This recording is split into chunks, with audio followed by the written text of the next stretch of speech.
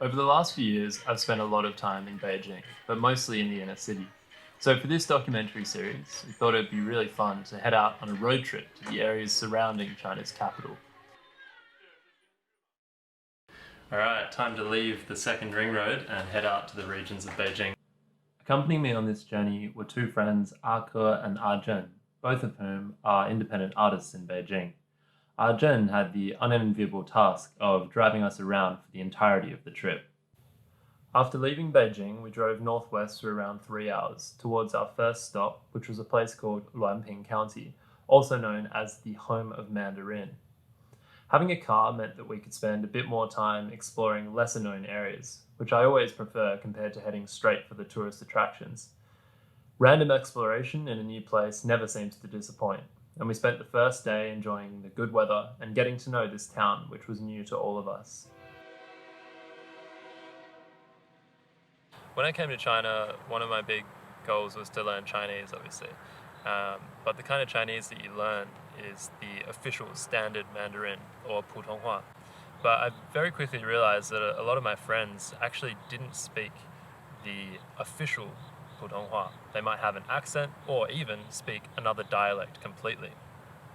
When I went traveling, I started realizing I couldn't understand anything that people were saying, and I became really interested in all of the different dialects, the diversity of accents in contemporary China.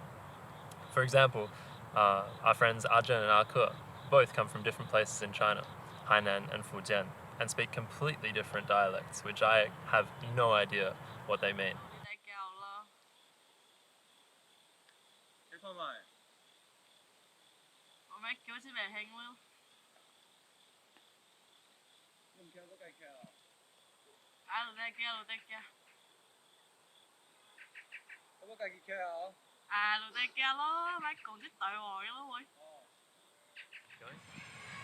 I've always really loved listening to the different dialects around China because I feel like they kind of give you a linguistic soundscape for the diversity of cultures in the different geographical areas. Like, for instance, in the northwest, the dialect there kind of gives me the impression of cowboys riding through the desert on a horse. And some of the southern dialects really sound like soft and gentle, like a flowing stream in some picturesque southern landscape. One of the weirdest things about coming to Luanping is that I can almost understand what everyone's saying. It seems like people here, their mother tongue is standard Mandarin, and they're really proud of it. Everyone seems to want to tell us that this is the home of Putonghua, this is the most standard Chinese in all of China. And it seems to have become quite an important part of the identity in this area. 你看我们说话都是普通话，是吧？我说的是普通话。我讲的也普通话。是啊。你看这普通话的发音。这个狗狗也会说普通话吗？ After coming here, I've been really interested to find out why this place in particular was selected to be the standard bearer for Mandarin. Why did they choose such a small place? Why not a big city? Why did they choose a town in the north rather than the south? To try and answer all these questions, we thought we'd head to the Mandarin Experience Center to see what they had to say. 花花儿好一点。